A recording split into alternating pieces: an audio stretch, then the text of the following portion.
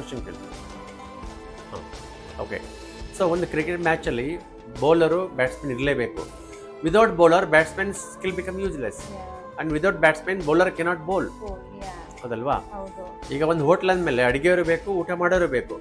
ಬರೀ ಅಡುಗೆಯವರು ಇದ್ದರೆ ಊಟ ಮಾಡೋರು ಇಲ್ಲದೇ ಇದ್ದರೆ ವರ್ಕ್ ಆಗಲ್ಲ. ಬರೀ ಊಟ ಮಾಡೋರು ಇರ್ತಾರೆ, ಕಸ್ಟಮರು ಅಡುಗೆಯವ್ರು ಮಾಡೋರು ಇರಲ್ಲ. ಸೊ ಅದೇ ಥರ ನಮ್ಮ ಊಟದಲ್ಲಿ ಕೂಡ ಸಿಹಿ ಕೈ ಎರಡೂ ಬೇಕು, ಬೇವು ಬೆಲ್ಲ ಎರಡೂ ಬೇಕು, ಉಪ್ಪು ನೀರು ಎರಡೂ ಬೇಕು. ಒಂದು ಫ್ಯಾಮಿಲಿಯಲ್ಲಿ ಹಸ್ಬೆಂಡ್ ಆ್ಯಂಡ್ ವೈಫ್ ಇದ್ದರೆ ಫ್ಯಾಮಿಲಿ ಆಗೋದು. ಜೊತೆಗೆ ಪ್ರತಿಯೊಬ್ಬರ ಜೀವನದಲ್ಲಿ ಕೂಡ ಅವ್ರ ಲೈಫಲ್ಲಿ ಫೇಲ್ಯೂರ್ ಸಕ್ಸಸ್ ಯಾವಾಗಲೂ ಜೊತೆಲಿರುತ್ತೆ. ಯಾಕಂದರೆ ಫೇಲ್ಯೂರ್ ಇನ್ನು, ಸಕ್ಸಸ್ ಹ್ಯಾಂಗು, ಬೋತ್ ಆರ್ ಇನ್ಸಪ್ರೇಬಲ್. ಆ ಬಾಲ್ ಬರುತ್ತೆ, ಈ ಥರ ಇನ್ ಹ್ಯಾಂಗ್ ಸಿಂಬಲ್ ಬರುತ್ತೆ. ನೀವು ಯಾವುದೇ ಥರ ಕಟ್ ಮಾಡಿ ಎರಡು ಸಪ್ರೇಟ್ ಮಾಡೋಕ್ಕೆ ಆಗೋದೇ ಇಲ್ಲ. ಅದೇ ಥರ ಇವತ್ತು ನಾವು ಜೀವನದಲ್ಲಿ ಹಸ್ಬೆಂಡ್ ಆ್ಯಂಡ್ ವೈಫು ಒಂದು ಅರ್ಥ ಮಾಡ್ಕೋಬೇಕು. ಹಸ್ಬೆಂಡ್ ಆ್ಯಂಡ್ ವೈಫ್ ಅಂದಮೇಲೆ 100% ನಿಮಗೆ ಪ್ರಾಬ್ಲಮ್ ಬಂದೇ ಬರುತ್ತೆ. ಯಾವಾಗಲೂ ಹ್ಯಾಪಿನೆಸ್ ಇರಲ್ಲ. ಹ್ಯಾಪಿನೆಸ್ ಎಲ್ಲಿರುತ್ತೋ ಅಲ್ಲಿ ಸ್ಯಾಡ್ನೆಸ್ ಇರುತ್ತೆ. ಇದು ಇನ್ಯಾಂಗ್ ತಯಾರಿ ತಿಳ್ಕೊಂಡ್ರೆ ಎಲ್ಲರೂ ಈ ಸಮಸ್ಯೆ ಏನು ಬರಲ್ಲ. ಹೌದು, ಇನ್ಯಾಂಗ್ ತೇರಿ ಅರ್ಥ ಮಾಡ್ಕೊಂಡ್ರೆ ಲೈಫಲ್ಲಿ ಅಥವಾ ಕಪಲ್ಸಲ್ಲಿ ಇದು ಏನು ಸಮಸ್ಯೆ ಬರಲ್ಲ. ಒಂದು ಡೈವರ್ಸ್ ಆಗಲ್ಲ, ಬಿಸ್ನೆಸ್ಸಲ್ಲಿ ಲಾಸ್ ಕಡಿಮೆ ಮಾಡ್ಬೋದು. ಮತ್ತು ಸ್ಟೂಡೆಂಟ್ಸು ಕಡಿಮೆ ಮಾರ್ಕ್ಸ್ ತೊಗೊಂಡು ಫೇಲ್ ಆದರೂ ಕೂಡ they can know how to face the problems, ಸಮಸ್ಯೆಗಳನ್ನ ಫೇಸ್ ಮಾಡ್ಬೋದು. ಅಥವಾ ಜಾಬಲ್ಲಿ ಒಂದು ಸರಿ ಪ್ರಮೋಷನ್ ಆಗುತ್ತೆ, ನೆಕ್ಸ್ಟ್ ಟೈಮ್ ಅವ್ರನ್ನ ಜಾಬ್ ಲಾಸ್ ಆಗ್ಬೋದು. ಪ್ರಮೋಷನ್ ಆಗೋದು ಹ್ಯಾಂಗು, ಪ್ರಮೋಷನ್ ಆದಮೇಲೆ ಅವ್ರಿಗೆ ಜಾಸ್ತಿ ಹೆಸರು ಮಾಡೋಕ್ಕೆ ಹೋದರೆ ಜಿಲಸ್ಸಿಂದ ಅವ್ರಿಗೆ ಜಾಬ್ ಹೋಗ್ಬಿಡುತ್ತೆ. ಅದು ಇನ್ನು ಇದು part of life, very very common. ನೋಡಿ, ಹಸ್ಬೆಂಡ್ ವೈಫ್ ಬಗ್ಗೆ ಹೇಳ್ತೀನಿ. ಈಗ ಹಸ್ಬೆಂಡ್ ವೈಫ್ ಏನು ಇದ್ದಂಗೆ ಏನು ಹೇಳ್ತೈತೆ ರೀ? They are inseparable, interdependent but interacting. ಅಂದರೆ ಒಬ್ರಿಗೊಬ್ರು ಗಲಾಟೆ ಮಾಡಲೇಬೇಕು, ಜಗಳಾಡಲೇಬೇಕು, ಆವಾಗಲೇ ಒಂದು ಜೀವನ ಆಗೋದು.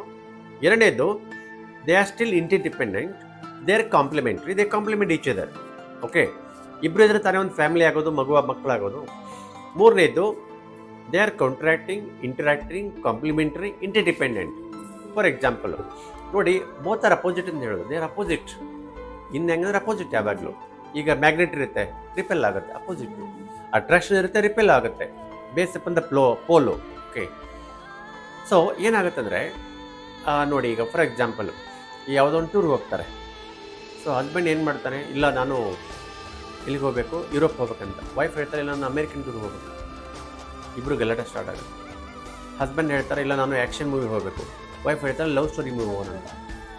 ಹಸ್ಬೆಂಡ್ ಹೇಳ್ತಾನೆ, ನಾನು ಕ್ರಿಕೆಟ್ ವಾಚ್ ಮಾಡಬೇಕು ಇವತ್ತು. ವೈಫ್ ಹೇಳ್ತಾರೆ, ಇಲ್ಲ ನಾನು ಸೀರಿಯಲ್ ವಾಚ್ ಮಾಡಬೇಕು. ಹಸ್ಬೆಂಡು ಒಂದು ಹೋಟ್ಲಿಗೆ ಹೋಗ್ತಾ ಇರ್ತಾರೆ.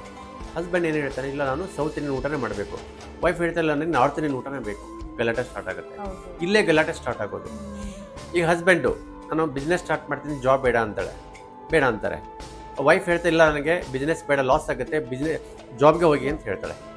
100% normal, because both are opposite.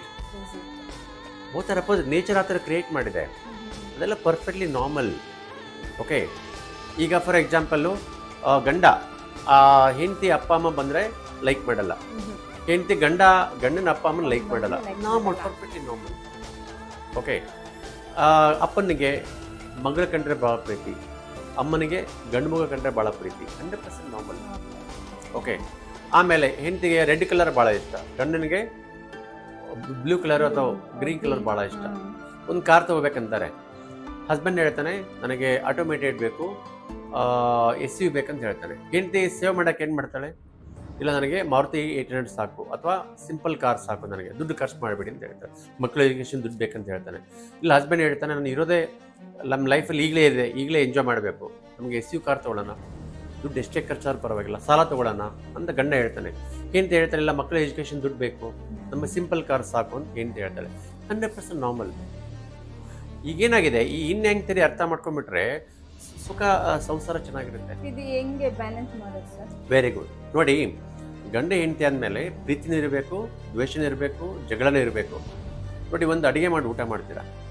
ನೋಡಿ, ಒಂದು ಅಡುಗೆ ಮಾಡ್ಬೇಕಾದ್ರೆ, ಸಾಂಬಾರು ಮಾಡ್ಬೇಕಾದ್ರೆ ಒಂಚೂರು ಬೆಲ್ಲ ಹಾಕಬೇಕು, ಹುಣಸೆ ಹಣ್ಣು ಹಾಕಬೇಕು, ಉಪ್ಪು ಬೇಕು, ಖಾರ ಬೇಕು. ಆವಾಗಲೇ ಒಂದು ಸಿಹಿಯಾದ ತಿಂಡಿ ಆಗುತ್ತೆ. ಹೌದಾ? ಪಾನಿಪುರಿ ತಿನ್ಬೇಕಾದ್ರೂ ಅದರಲ್ಲೆಲ್ಲ ಹಾಕಿರ್ತಾರೆ. ನೀವು ಬರೀ ನೀರು ಕುಡಿಯೋಕ್ಕಾಗಲ್ಲ, ಬರೀ ಸಾಲ್ಟ್ ವಾಟರ್ ಕುಡಿಯೋಕ್ಕಾಗಲ್ಲ, ಬರೀ ಖಾರ ಜಾಸ್ತಿ ಆದ್ರೂ ಊಟ ಮಾಡೋಕ್ಕಾಗಲ್ಲ, ಬರೀ ಸ್ವೀಟ್ ಜಾಸ್ತಿ ಆದ್ರೂ ಊಟ ಮಾಡೋಕ್ಕಾಗಲ್ಲ. ನೋಡಿ, ಸ್ವೀಟ್ ಅಂತ ಹೇಳ್ತಾರೆ.